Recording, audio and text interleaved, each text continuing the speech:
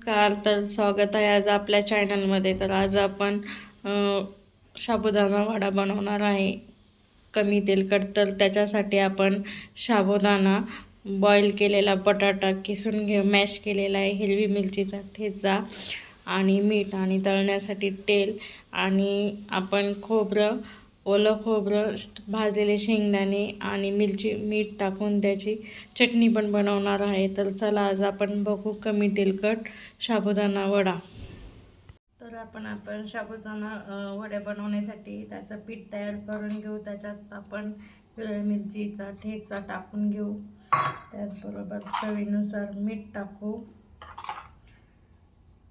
मीठ टाकल्यानंतर आपण मॅश केलेला बटाटा टाकू आणि मिक्स करून घेऊ.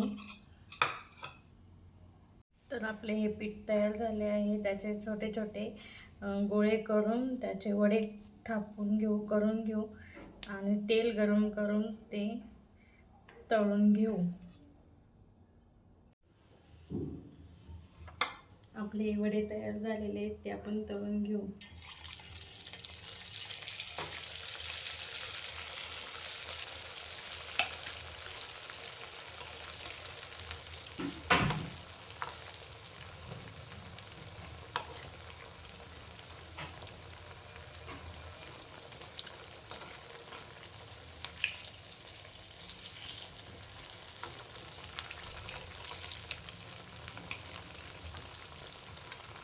इथे आपले कुरकुरीत साबुदाणा वडा तयार आहे कमी तेलकट.